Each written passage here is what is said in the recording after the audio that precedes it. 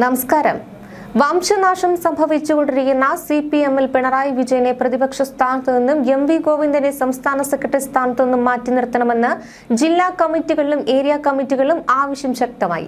എന്നാൽ പാർട്ടിയിലെ സർവാധിപത്യം നഷ്ടമാകാതിരിക്കാൻ പിണറായി വിജയൻ പ്രതിപക്ഷ സ്ഥാനത്ത് തുടരാനുള്ള ഉറച്ച നിലപാടിലാണ്.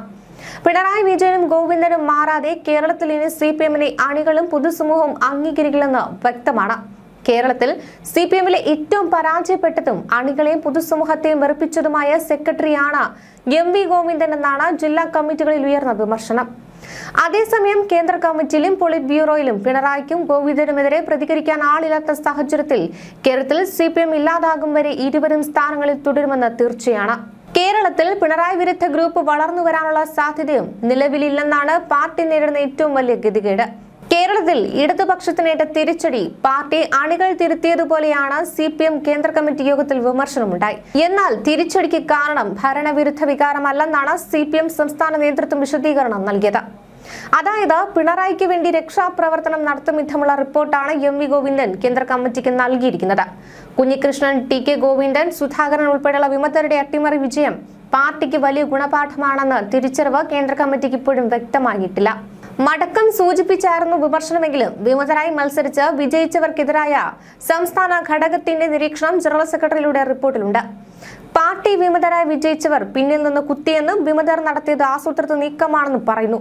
മുതിർന്ന PB അംഗം പിണറായി വിജയനെയും സംസ്ഥാന സെക്രട്ടറി MV ഗോവിന്ദനെയും വ്യക്തിപരമായി ആക്രമിച്ചുള്ള വിമർശനം സംസ്ഥാനത്ത് ജില്ലാ കമ്മിറ്റികളിൽ ഉൾപ്പെടെ ഉയരുമ്പോൾ അതിനെ കേന്ദ്ര കമ്മിറ്റിയിൽ അവതരിപ്പിച്ച റിപ്പോർട്ട് തള്ളി. വ്യക്തികളുടെ പിഴവല്ല, മറിച്ച് കൂട്ടായ ഉത്തരവാദിത്തമാണ് പാർട്ടിയുടേതെന്നാണ് വിലയിരുത്തൽ. അതേസമയം കണ്ണൂരിലെ സഖാക്കൾ തോൽവി സമ്മതിച്ചു കൊടുക്കുവാൻ ഇപ്പോഴും തയ്യാറായിട്ടില്ല. സംഘടനാ തലത്തിലും ഭരണതലത്തിലും ഉണ്ടായ വീഴ്ചകൾ തെരഞ്ഞെടുപ്പ് പരാജയത്തിനു പിന്നിലുണ്ടെന്ന വിമർശനം ഉയരുമ്പോൾ തോൽവിക്ക് പുതിയ കാരണങ്ങൾ കണ്ടെത്തുകയാണ് കണ്ണൂരിൽ CPM നേതൃത്വം. ന്യൂനപക്ഷ വർഗീയത ആളിക്കത്തിയതാണ് UDF ജയിക്കാൻ കാരണമെന്ന് CPM ജില്ലാ സെക്രട്ടറി KK രാഗേഷ് തോൽവിയെ ന്യായീകരിച്ചത്. BJP നൽകിയ സ്ട്രാറ്റജിക് വോട്ടിലൂടെയാണ് പയ്യന്നൂരിലും പേരാവൂരിലും UDF ജയിച്ചതെന്നും അദ്ദേഹം വിലയിരുത്തി. എന്നാൽ വിമതർ മത്സരിച്ച മണ്ഡലങ്ങളിൽ CPM-ന്റെ 50% വോട്ട് വിമതരിലേക്ക് ചോർന്നുപോയെന്നത് പാർട്ടി മറച്ചുവെക്കുകയും ചെയ്തു.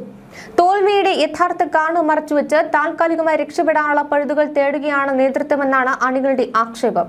ലോക്സഭാ തദ്ദേശ തെരഞ്ഞെടുപ്പുകളിലെ തോൽവി സത്യസന്ധമായി പരിശോധിക്കപ്പെട്ടിട്ടില്ലെന്ന ആക്ഷേപം ഉയർന്നതിനിടയിലാണ് നിയമസഭാ തെരഞ്ഞെടുപ്പ് തോൽവിയുടെ യഥാർത്ഥ കാരണങ്ങൾ മറച്ചുപിടിക്കുവാനുള്ള ശ്രമം നടന്നുവരുന്നത്. സംസ്ഥാന സെക്രട്ടറി MV ഗോവിന്ദന്റെ ഭാര്യ PK ശ്യാമളയെ സ്ഥാനാർത്ഥിയായി അടിച്ചേൽപ്പിച്ചത് തളിപ്പറമ്പിലും രക്തസാക്ഷി ഫണ്ട് വിവാദത്തിൽ ആരോപണ വിധേയനായ TK മധുസൂദനനെ വീണ്ടും സ്ഥാനാർത്ഥിയാക്കിയത് പയ്യന്നൂരിലും തോൽവിക്ക് കാരണമായി എന്നാണ് പാർട്ടി പ്രവർത്തകർ കരുതുന്നത്.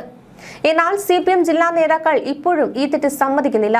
കേന്ദ്ര കമ്മിറ്റി അംഗം KK ശൈലജയെ രാഷ്ട്രീയമായി ഇല്ലാതാക്കാനുള്ള നീക്കത്തിന്റെ ഭാഗമായാണ് മട്ടന്നൂരിൽ നിന്ന് മാറ്റി പേരാവൂരിൽ മത്സരിപ്പിച്ചതെന്ന വികാരവും അണികൾക്കിടയിൽ ശക്തമാണ്. പിണറായി വിജയന് KK ശൈലജയെ തോൽപ്പിച്ച് രാഷ്ട്രീയമായി ഇല്ലാതാക്കാനുള്ള നീക്കമായിരുന്ന പേരാവൂരിലെ സ്ഥാനാർത്ഥിത്വമെന്ന് അണികൾ കരുതുന്നു. ധർമ്മടം പാർട്ടിക്കോട്ടയിൽ പിണറായി വിജയന്റെ ഭൂരിപക്ഷ 1,00,000-ൽ നിന്ന് 19,000-ആയി കുറയാനിടയാക്കിയതും പിണറായി വിജയനോടും സർക്കാരിനോടുമുള്ള വിദ്വേഷത്തിന്റെ പ്രതിഫലനമാണെന്ന് നേതാക്കൾ തിരിച്ചറിയുന്നില്ല.